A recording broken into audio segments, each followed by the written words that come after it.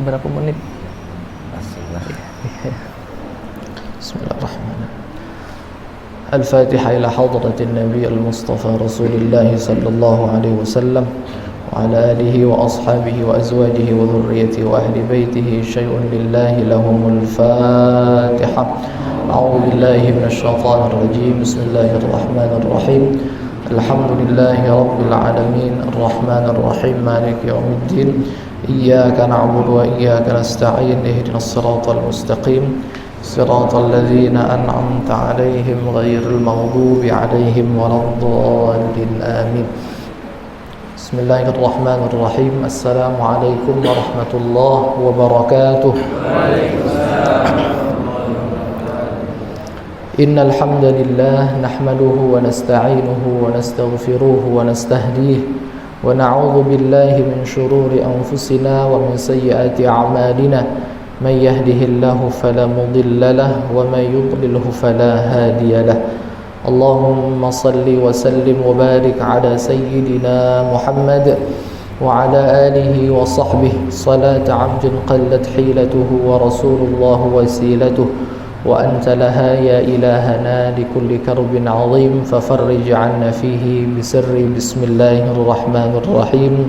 Assalatu wassalamu 'alaika ya sayyidi ya rasulullah qallat hilati adrikni. La ilaha illallah wahdahu la syarika lah lahul mulku wa lahul hamdu yuhyi wa yumiitu wa huwa ala kulli syai'in qadir wa la hawla wa la quwwata illa billahil aliyyil azim. Para jamaah sekalian musalla Darul Falah, para pengurus musalla Darul Falah, para jamaah sekalian tanpa terkecuali, mudah-mudahan Allah Subhanahu wa taala mengampuni dosa-dosa kita, dosa kedua orang tua kita, Allah maafkan kesalahan kita. Mudah-mudahan Allah istiqamahkan kita di dalam ketaatan ini, dan mudah-mudahan keistiqamahan kita ini berbuah manis berupa husnul khatimah. Amin ya rabbal alamin. Alhamdulillah, kita bersyukur, berterima kasih kepada Allah Subhanahu wa taala atas begitu banyaknya limpahan anugerah yang telah Allah anugerahkan kepada kita, baik kenikmatan itu yang kita minta atau kenikmatan yang tidak kita minta. Kalaulah hari ini kita diberi nikmat sehat, mungkin nikmat sehat itu kita minta. Kalau hari ini kita lapang, mungkin kita selalu minta supaya diberi kelapangan. Tapi ada satu nikmat yang itu bukan kuasa kita, yang kalaupun kita berdoa tidak akan mengubah ketentuan Allah. Nikmat itu adalah kita semua dijadikan sebagai umat Nabi Muhammad sallallahu alaihi wasallam. Itu tidak mengubah ketentuan Allah. Sampai hari ini kita belum minta, kita belum doa untuk dijadikan umat Nabi Muhammad sallallahu alaihi wasallam, akan tetapi hari ini kita semua dihadirkan Allah di atas muka bumi sebagai umat Nabi Muhammad sallallahu alaihi wasallam. Menjadi bagian dari Rasulullah adalah suatu hal yang sangat diidam-idamkan, sampai Nabi Musa alaihi salam merasa cemburu kepada Allah melihat kelebihan-kelebihan yang Allah berikan kepada kita sebagai umat Nabi Muhammad. Karena suatu ketika Nabi Musa mendengarkan khabar bahwasannya umat Nabi Muhammad sallallahu alaihi wasallam itu adalah umat akhir zaman yang umurnya tidak terlalu panjang, antara 60-70. Badannya tidak terlalu besar, kecil-kecil. Tapi nanti ketika hari mahsyar, ketika hari kiamat, mereka lah yang pertama kali akan dibangkitkan. Dan ketika di hari mahsyar, mereka lah yang diberikan naungan.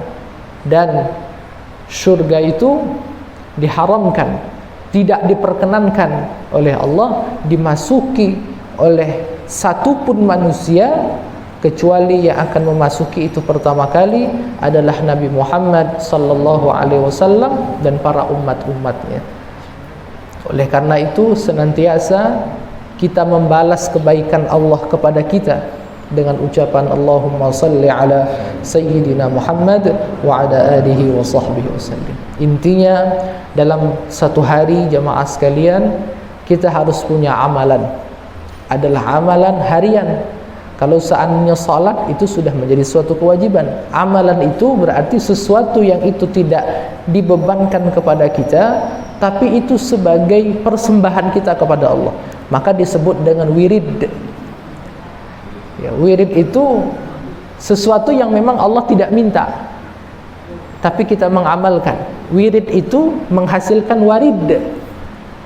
Wirid yang kita baca, baik itu zikir, baik itu sedekah, baik itu baca Quran, baik itu apapun segala kebaikan yang didawamkan menjadi wirid.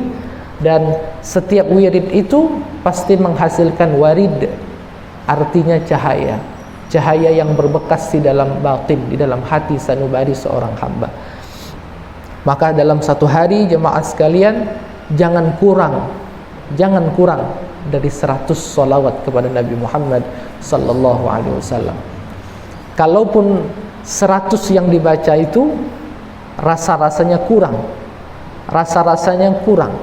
untuk membalas keuntungan-keuntungan yang Allah akan berikan, dan tidak ada salah satu cara yang lebih ampuh dan mujarrab untuk kita bisa dekat kepada Rasulullah kecuali dengan melalui jalan sholawat. Karena yang megang kuncinya di hari kiamat nanti ya Rasulullah. Baik itu keselamatan kita, baik itu pertolongan untuk kita, itulah Rasulullah. Kalau seandainya sungkan kita untuk baca sholawat, mau minta tolong ke siapa? Karena di hari kiamat nanti fa idza ja'atis sakhah yauma yafirrul mar'u min akhihi wa ummihi wa abihi wa sahibatihi wa banihi likulli imri'in minhum yauma idzin sya'nu yughnih.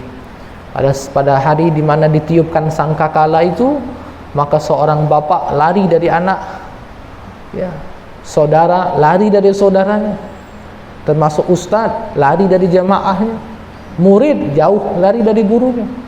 Karena pada hari itu semua akan sibuk menolong diri mereka masing-masing. Boro-boro orang tua mau nolong anak, diri orang tua itu pun terancam. Hanya satu yang bisa menolong kita, itulah Nabi Muhammad sallallahu alaihi wasallam. Itu yang pertama jemaah sekalian. Yang kedua, kita bersyukur kepada Allah. Allah anugerahkan iman dan Islam di dalam sanubari kita. Iman ini sesuatu yang tidak bisa diperjualbelikan. Tak kata yang jualnya iman. Dan kita tidak pacak membayarkan sesuatu yang dengan bayaran itu iman kita jadi tingkat tak ada. Berarti sesuatu yang tidak bisa dihargai pasti mahal. Itu kaidahnya. Sesuatu yang tidak bisa dihargai pasti mahal. Begitulah dengan iman. Iman tidak bisa dihargai, berarti iman itu mahal. Bahkan Allah mengatakan dalam satu ayat, yang ayat ini sering kali kita dengar, wala tamutunna illa wa antum muslimun. Janganlah sekali-sekali kalian wafat dalam kondisi tidak Islam, tidak membawa cahaya iman. Dan salah satu di antara menjaga iman ini Bapak, kata Nabi, ada yang wa yumsihu mu'minan wa yumsi kafiran, subuhnya beriman, sore sudah kafir. Ada yang sorenya beriman, paginya kafir. Berarti iman ini sifatnya yazid wa yanqus, kadang naik kadang turun. Naiknya susah, turunnya cepat. Buka sinetron, turun. Jadi pernah suatu hari kami tanyakan kepada salah seorang ustaz, apakah ciri iman itu sedang meningkat? Kata beliau, kalau ente mau tahu, kalau kamu mau tahu bagaimana kondisi imanmu, lihat bagaimana reaksimu ketika mendengar azan. Nah, ngapo juga ustaz? Kalau mendengar azan itu langsung bercepat ngambil wudu, berarti bagus iman kau. Tapi sekarang tidak kita. Azan zuhur, agaklah masih lama. Masih lama. Atau kagetlah waktunya masih panjang. Mengakhir-akhirkan solat. salah satu di antara bukti, ciri yang pertama bahwa iman kita sedang dalam keadaan lemah. Kita menganggap bahwa masih ada kesempatan waktu lain untuk kita salat, padahal tidak. Ya. Kemudian salah satu untuk menjaga iman ini mujalasatu bainas salihin. Kita duduk bersama di antara orang-orang saleh. Di mana tempat wong-wong saleh itu? Apa di pesantren? Apa di rombongan kiai-kiai? Tidak. Masjid, musola itu mujalasatu bainas salihin, perkumpulan wong-wong baik.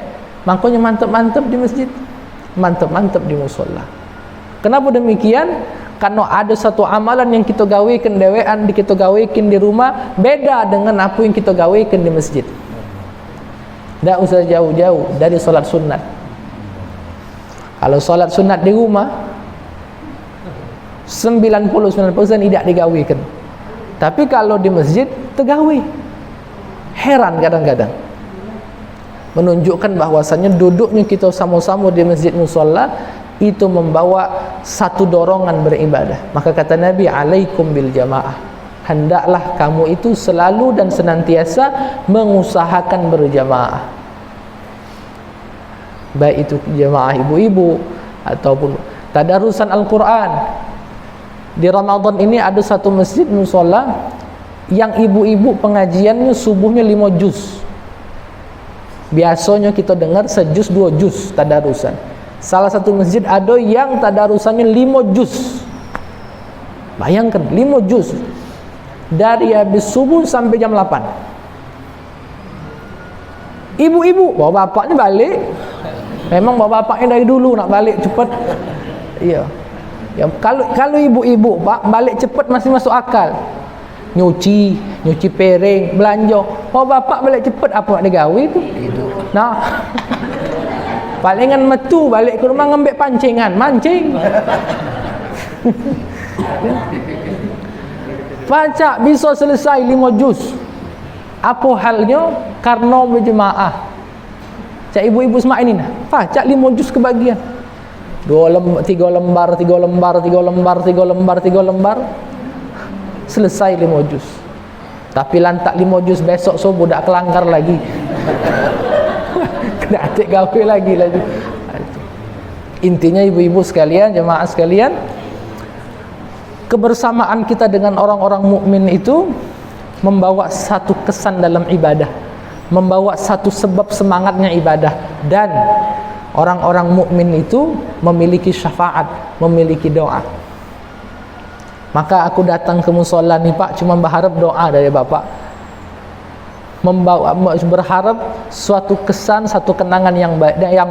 Sebenarnya aku baca apa tidak datang kemarin waktu jadwal tarawih pas lagi demam dengan flu. Nggak, aku takut uji jam. Nah Ustaz ni kena corona, jadi lebih baik aku izin untuk tidak imam. Jadi kedatangan aku ke musola ini, ke masjid, kemanapun tempat aku diberikan kesempatan untuk menyampaikan pengajian, aku cuma mengatakan itu silaturahmi dan aku berharap syafaat pertolongan. Karena Nabi katakan setiap mukmin itu punya pertolongan. Bapak ada kesempatan untuk nolong aku di akhirat dan aku ada kesempatan untuk nolong bapak. Saling bela di akhirat. Lebih dan kurang dari itu jemaah sekalian, yang nak perlu kusadari, yang nak sama-sama kita sadari bahwa kita akan meninggal dan kita butuh doa dari mereka. Nah, itulah alasannya. Karena suatu hari aku ni akan bakal meninggal dan aku butuh dengan doa. Karena sesudah nafas itu sampai di kerongkongan, kita baru tahu yang mana hakikat, mana yang fana. Kita baru tahu mana yang sebenar-benarnya makna kehidupan ini dengan yang main-main, baru tahunya di situ. Cuman Rasulullah tidak kata guna lagi. Nah, waktu nafas di kerong, fakashafna anka ghita'aka fabasaruka al-yawma hadid. Ketika nafas itu sudah sampai di tenggorokan, fakashafna, Allah singkapkan, Allah buka tabir penyekat yang uji kita selama ni. Oh itu nikmat, oh uji kita itu hebat, itu lemak. Hari itu disingkapkan oleh Allah. Nampaklah sejelas-jelasnya. Oh ternyata betul dunia ni cuma tempat main-main baik. Oh betul bahwa kata Allah harta dengan anak-anakmu itu cuma sebagai perhiasan baik. Oh betul bahawa segala apa yang kita punya binasa. Oh betul, inna lillah, semua kepunyaan Allah, wa inna ilaihi rajiun. Cuman sayang, lemak kalau sadarnya sekarang. Lemak kalau sadarnya sekarang. Ini yang susah, sadarnya waktu itu. Ya, jadi senantiasa ibu-ibu kita mulazamah, senantiasa duduk di masjid. Kalau ada rasa-rasa sungkan-sungkan dikit, paksakan Pak. Karena dalam beribadat ini, kalau kita tidak ada unsur maksakan, maksa itu bukan berarti, oh Ustaz, ibadat tidak boleh dipaksa. Kita maksa diri kita, bukan maksa wong. Maksa wong tidak boleh. Allah dalam Quran mengatakan, la ikraha fid din, tidak ada paksaan dalam agama. Hal itu bercerita tentang ajakan kepada orang-orang untuk masuk Islam. Kata sahabat, nah payo ini kita nak perang atau nak apa supaya mereka masuk Islam. Kata Allah menurunkan firman, la ikraha fid din, tidak kata paksaan dalam agama. Dia nak beriman payo, tidak sudah. Mak itu juga kita dengan wong, nak ngajak ke masjid, ngajak ke musola, galak payo, tidak sudah. Tapi kita wajib maksa diri kita. Sebenarnya saat kita maksa diri kita, kita itulah sedang memerangi nafsu kita. Karena yang tak galak ke masjid itu nafsu, yang tak galak maca Quran itu nafsu. Nafsu Pak, sekali dinjuk kesempatan, mengundang kesempatan kedua. Kesempatan dua sudah dipunya, ngundang kesempatan ketiga. Akhirnya apa? Menjadi sesuatu yang tidak terbiasa, jadi terbiasa. Sekali kita ninggalkan masjid, hari ini izin dulu dari masjid. Itu besok malamnya Pak, terulang rasa yang sama. Rasa tidak nak ke masjid lagi. Apalagi tarawih yang 23. Iya. Jadi tarawih yang 23, aku pokoknya nak puasa ini, nak semayang, nak nyari masjid yang 23. Aku dah galak yang 11. Oh, Pak, berarti anunian dia, semangat nak beribadatnya. Aku Ustaz tak main yang 11 itu, mainan aku 23. Dari wong tua aku dulu 23. Langgar-langgar baru ni lah yang nak 11. Uji yang bapak ni tadi. Ya, cuman nyari juga dia tu yang mana yang 11. Dia tu malu tu di kampung. So, nyari keluarnya yang 11 juga dia tu. Dia tu malu di kampung tu baik. Ngomong kan. Masih nyari masjid yang 23. Dipaksakan 23. Besok ada rasa sungkan. Sungkan yang 23. Kesungkanan itu kalau dituruti mengundang kesungkanan yang kedua. Besok sungkan lagi. Dari sungkan lagi, sungkan. Akhirnya sudahlah. Tuhan tu tak maha tahu itulah. Nah, ngojong itu kan maha tahu. Termasuk kita subuh kayak ini Pak.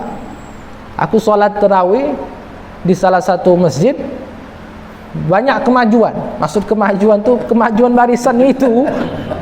Aku sholat isya terlambat datang ke satu masjid, sholat isya shaf kelima. Sholat isya shaf kelima.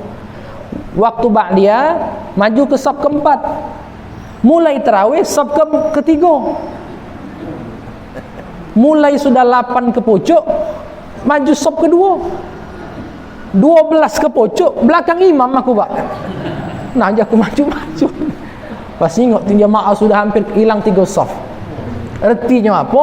Kadang-kadang yang buat kita kayak itu menuruti kehendak. Nah, Ramadan ini saat terjadinya perang Badar, kata sahabat radhiyallahu anhum, ya Rasulullah, kita sudah menang, kita sudah bebas. Kata Nabi, belum. Ada yang belum kita bisa terbebas dari itu. Kita terbelenggu oleh nafsu kita. Setan sudah terbelenggu Pak. Setan belenggu. Cuman masih gawe yang tak baik kita gawekan. Uji setan itu bukan aku, kau itulah yang nak nyala ke setan. Berarti memang nafsu itu sudah apa yang sudah awalnya memang kita digoda oleh syaitan, yang pada akhirnya karena godaan itu setan tuh ngoda tidak lama Pak. Sekali, 2 kali, 3 kali biar kenyang. Nah, lulus berarti muda ini. Mak itu juga dengan ibu-ibu, mak itu juga dengan bapak. Kadang-kadang semakin hari pertengahan Ramadan, musola kita semakin kosong. Kemudian ibadah kita semakin nurun. Yang mungkin awal waktu hari pertama ngajinya tak salah, hampir nak 2 juz 3 juz. Sekarang mungkin sejuz beda terbaca. Nah, mumpung masih diunjuk kesempatan ini Bapak Ibu, kita manfaatkan. Kita sudah berada nak di pertengahan Ramadan. Reti-retinya kita ni banyak tidak kerasa. Rasa-rasa di Rajab, rasa-rasa di Sya'ban, sekarang sudah rasa-rasa di pertengahan Ramadan. Berarti kurang lebih Ramadan masih ada waktu sekitar 14 harian lagi, 16 hari lagi. Wa tilkal ayyamu nudawiluha bainan nas. Begitulah waktu yang kami jalankan begitu cepat di antara kalian. Seharusnya ketika kita sudah merasa bahwa waktu itu sangat berjalan cepat, seharusnya kita juga menyadari, oh berarti kematian aku pun semakin dekat. Makanya kita beramal itu Bapak Ibu selalu bersanding dengan ingat mati. Bukan ingat matinya di bawah, tapi bersanding dengan amal itu ingat mati.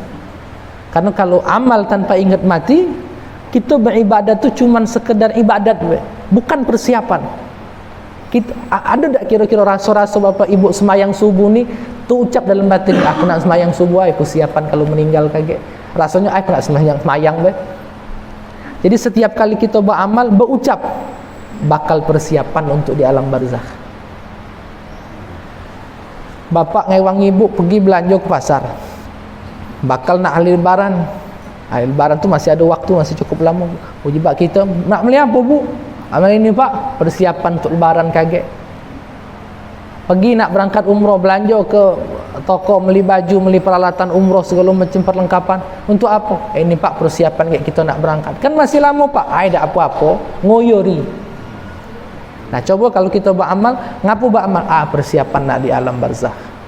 Sehingga pembicaraan kematian itu bukan lagi sesuatu hal yang tabu, bukan lagi sesuatu hal yang aneh. Sekarang kalau kita sudah ngomong mati, ngomongi bapak, ngomong mati dengan ibu, pikiran, caknya bapak jalan laju. Tak kalau ngomongin mati, tiba-tiba ngomongin mati. Sisip dikit kalau luang medan ngomongnya buang tabiat. Buang tabiat tu jika kita tu tanda-tanda nak meninggal. Yang tak kalau minta maaf jadi minta maaf. Mulai telpon ni kalau anak-anak yang di Jakarta, nak balik anak bapak kalau minta maaf. Ya aku salah, dia minta maaf. Iya. Wow, keluarga-keluarga di telpon ni kalau. Baliklah makna dulur kita ni nak minta maaf, nak ngomong ulang ngaco. Paling tak ngaco, dia cuma ngomong minta maaf. Kaget kalau aku meninggal, tolong kaget khatamkan Quran. Wasiat tu mak itu pak, tak usah macam-macam wasiat tu. Tak usah kaget soal tanah, tak usah nak wasiat tanah. Belum kita matilah dicari uang surat-surat kita pak. Belum kita matilah dicari uang surat-surat itu. Apa yang nak kita wasiatkan? Kaget kalau aku meninggal, aku minta tolong khatamkan Quran. Tolong saat mandikan kaget pakai banyu tabarak. Kemudian jangan lupa tahlilnya jalan terus, jangan mutus-mutus. Kalau nak nigo niya, jangan nigo langsung nuju. Ngapa mak itu? Mudi ke Tuhan kamu tu. Ngapa mudi ke? Iya, belum waktu nojo. Lari tojo ke? Mudi ke dah itu? Makanya Pak, kalau dalam pengajian takziah aku sampaikan ibu, kalau tidak nak nojo cukup ke di 3. Tapi jangan kita katakan ini acara tahlil nigo langsung nojo. Ya, tak mungkin doa untuk 7 hari lah kita majukan ke sekarang kan ngomong kan. Jadi kalau nak nigo nojo. Afdalnya kalau kita nak boleh adu kelebihan, kita baca sedekah dari tanggal 1 dari hari pertama wafatnya sampai hari ke-7. Kenapa? Kalau dalam keterangan kitab Nihayatuz Zain bahwasannya mayit itu dari hari pertama sampai hari 7 ditanya. Jadi pertanyaan malaikat kepada kita di alam barzakh itu tidak selesai dengan kata-kata man rabbuka wa man nabiyuka. Pertanyaannya itu berlangsung selama 7 hari 7 malam bagi si mayit itu. Makanya kita sebagai anak, kita bersedekah untuk almarhum atau almarhumah. Kalau seandainya kita tidak ada kemampuan untuk bersedekah dengan makanan, maka kita dianjurkan menghadiahkan solat sunat untuk orang tua yang sudah wafat. Nah itu.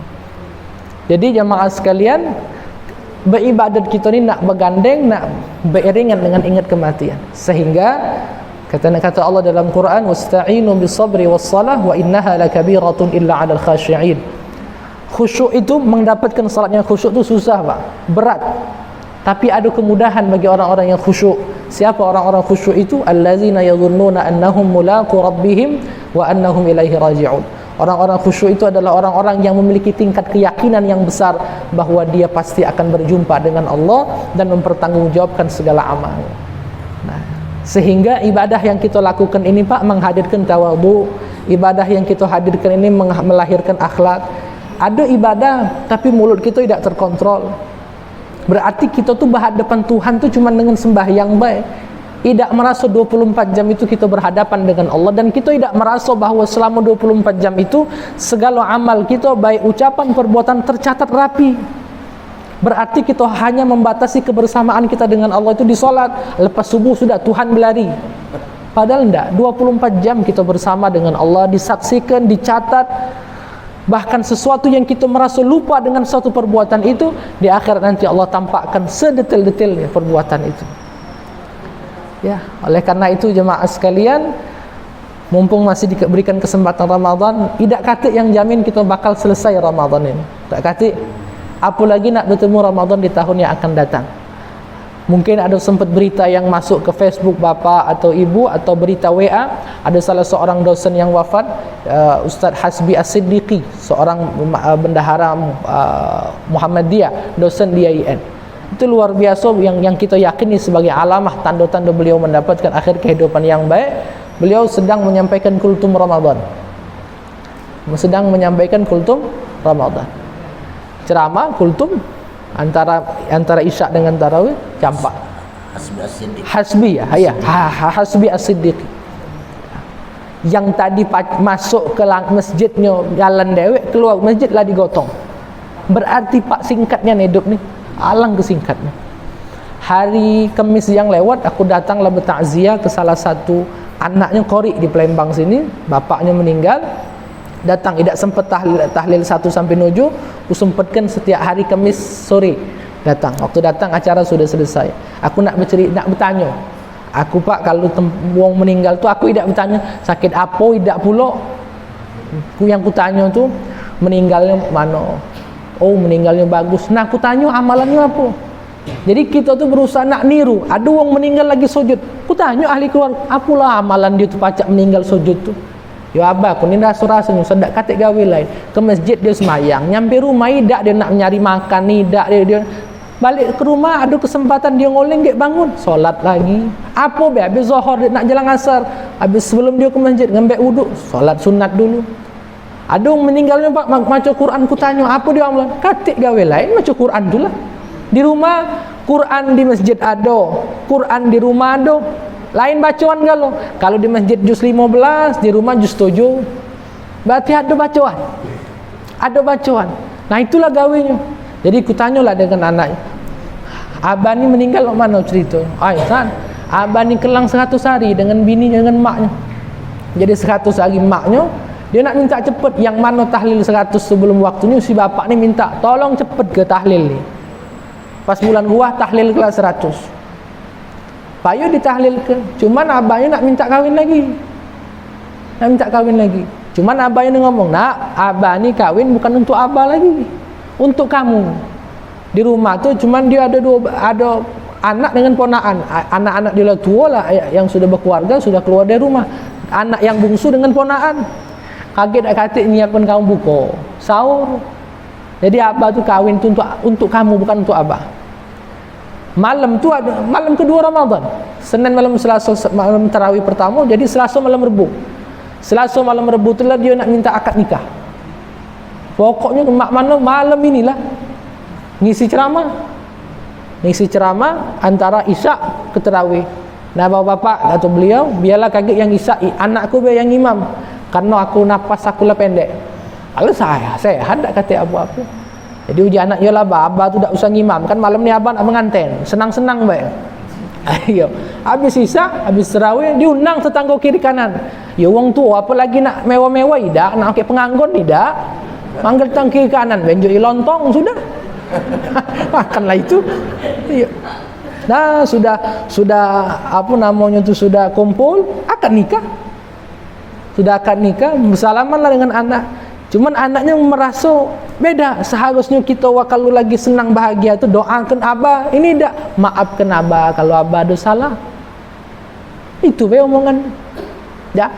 Selepas sudah selesai akad nikah, makan ramatama, yang tetangga balik, yang anak yang jauh-jauh balik jam-jam 10, jam 11.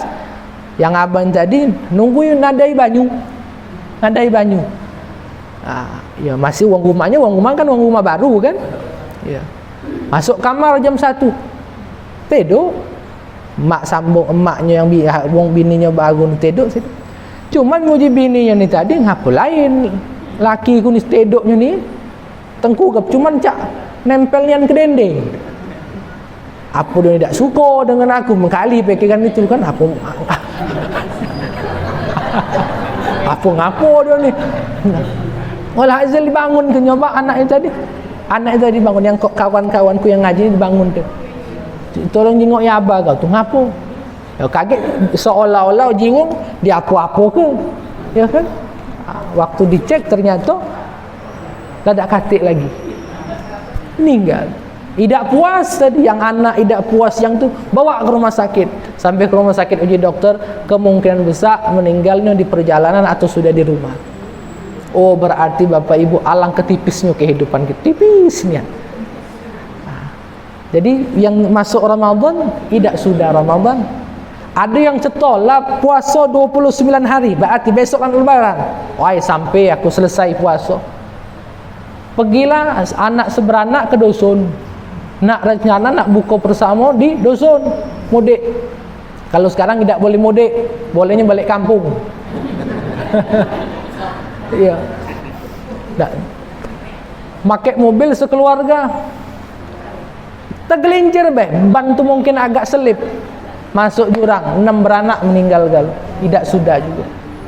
Jadi dalam kehidupan kita ini banyak rahasia yang kita tidak pernah tahu. Rahasia apa yang akan Allah tunjuk kepada kita. Selagi kita masih diberi kesempatan Bapak Ibu, kita manfaatkan dengan sebaik-baiknya. Karena kita tidak akan bisa tahu arti kehidupan ini kecuali saat nafas sudah sampai di tenggorokan. Nah, baru tahu gitu. Cuman tidak berguna lagi. Itu. Karena pengakuan itu tidak pernah datang di depan. Pengakuan itu pasti datangnya di belakang, dan kalau sudah di belakang tinggal penyesalan. Ibu-ibu, manfaatkan kesempatan Ramadan ini, berharap sampai di 15 hari Ramadan ini kita jangan lagi punya kebencian dengan wong. Kita jangan lagi punya dendam dengan wong. Kita jangan lagi punya sangkutan apapun dengan wong. Kadang-kadang ibu-ibu, Ramadan ini pada akhirnya kan cuma nak ngelunak hati kita baik. Salah satu ciri hati yang lembut, dia mudah minta maaf dan mudah maafkan wong. Kira-kira ada tak bu atau bapak sekalian wong-wong yang masih belum bapak maafkan? Kalau bapak terbayang detik ini janganlah sampai keluar pintu tu kecuali maafkan. Dan apapun yang mungkin pernah bapak ibu perbuat kepada wong yang itu menjadi suatu kesalahan, bapak teringat, terkenang, niatlah dari sini, aku niat nak minta maaf dengan dia. Kadang-kadang kita galak berucap, aku Ustaz sampai mati maaf be, aku nak minta maaf dengan dia.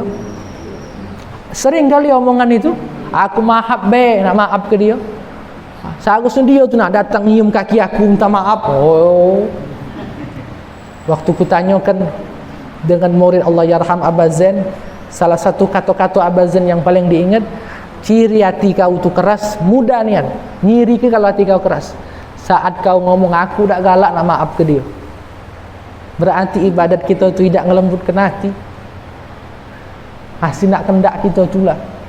Apalagi dendam, apalagi benci. Ibu, kita amal boleh kekurangan. Tak apa-apa kita amal boleh kekurangan, tapi kita berusaha untuk sempurnakan. Jangan takut, selagi kita punya hati yang bersih, insya-Allah amal yang dilakukan oleh wong yang punya hati yang tak katik dendam, yang katik benci, yang katik segala macam itu, bisa berlipat ganda pahala dan kebaikan ketimbang wong yang beribadah sedangkan dalam batinnya banyak kebencian kepada wong, benci, dendam, apapun itu. Jadi yang nak kita pelajari sama-sama ibu-ibu, mak mana kita punya hati bersih. Itu Pak Tak usah nak soal rai bersih apa ya, yang penting hati bersih. Kalau sudah masuk lubang kubur, rai ni tak kata reti lagi Pak. Uji bapak aku ni ganteng, uji Pak Edi waktu aku datang. Nah, lain ustaz ni, lain apa Pak? Ya waktu aku datang kata Pak Edi, waktu datang ke rumah cak muda ni ustaz. Nah, jaku ngapalah tua ini jaku aku ni. Ya, berarti apa Pak? Rai itu ada perubahan. Belum sebulan Pak Edi ke rumah ni, masih muda aku. Lah masuk puasa lah tua raya aku oleh Pak. Oh, berarti alangkah cepatnya Pak waktu berubah. Tapi ada yang tidak berubah, kesan. Kesan baik, kesan buruk, itulah yang paling sulit dilupakan wong. Kalau rai baca lupa wong Pak. Tapi kalau kesan tidak. Tergantung, terserah kita. Kita nak nunjuk kesan apa dengan kesan baik apa kesan buruk. Kalau kita kesan baik, beruntung Pak. Lah 2 tahun jasad kita tertanam dalam tanah, cuma masih tersebut nama kita. Kalau nama sudah tersebut pasti nama baik Pak. Dengan sifat dan tabiat kita. Ada yang meninggal, lantaklah, lajulah, baguslah dia mati. Berarti apa? Dia tak kata kesan di masyarakat. Wong tu noa tu bukan noakan tulus ikhlas tu tidak. Noa tu cuma tak lemak baik dengan keluarganya. Jadi Bapak Ibu, selagi kita masih dikasih kesempatan, kita perbaiki ibadah kepada Allah apapun bentuknya, dari salat, dari segala macam ibadah. Dan jangan lupa kita butuh antara hablum minan nas, hubungan kita dengan manusia. Jangan sampai Ramadan ini bagus tenggat-tenggat kita ibadah, enggot tekening hitam tekening Pak sujud itu. Aku waktu ngomong itu aku tutup kening aku. Kaget Bapak, nah ustaz ini riak. Aku ni kening hitam ni bukan kendak aku. Aku tak pernah minta kening hitam dewek. Ya ada orang kalau ngomong, itu nak kening hitam itu riak tu kalau aku ngembek spidol, aku coret di sini, itu riak. Ini tidak. Lalu aku tanya dengan dokter mana ngilang ke ini nih? Katanya ada semacam apalah jawaban dokter. Dia sudah aja aku. Jadi ibadat kita ini bukan nak semayang kita nak sampai 100 rakaat, tapi tidak membuat satu kesan yang baik di masyarakat.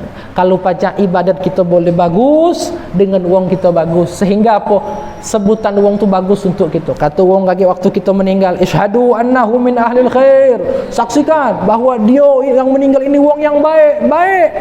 Ada yang ngomong baik itu cak idak cak iyo. Baik. Kenapa? Tak lemak baik ke lah, sudah. Padahal hutang aku belum lunas. Ya. Mudah-mudahan Allah Subhanahu wa taala menganugerahkan kepada kita kebaikan ilmu, kebaikan amal, kejernihan hati. Mudah-mudahan Ramadan ini membimbing kita untuk menjadi orang-orang yang terbebas dari penyakit-penyakit hati. Ramadan ini menjadikan kita terbebas dari segala macam bentuk kebencian, dendam, amarah, kedengkian dan segala macam yang berkaitan tentang itu. Dan kami Bapak Ibu sangat mengharapkan agar kita tidak sama-sama keluar dari mushola ini, melainkan kita sudah bebaskan. Kita bayangkan uang yang pernah nyakiti kita, kita maafkan. Siapapun yang zalimi kita, kita anggap itu bukan sebuah kezaliman, dan kita mendoakan yang baik-baik kepada mereka. Mudah-mudahan karena kebersihan hati inilah Allah nak mandang kita. Kalau Allah sudah pandang, Allah nak bakar ridai kita. Kalau Allah sudah bakar ridai kita, mudah-mudahan sebagaimana Allah kumpulkan kita di mushola ini, kaget sama-sama kita dikumpulkan ke dalam syurganya Allah Subhanahu wa taala.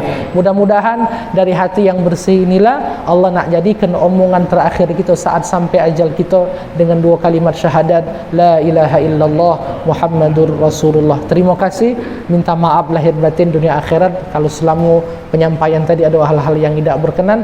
Mudah-mudahan di lain kesempatan kita bisa bertemu kembali. Syukran ala ihtimamikum wal afwa minkum, wallahul muwaffiq ila aqwamit thariq. Wassalamualaikum warahmatullahi wabarakatuh.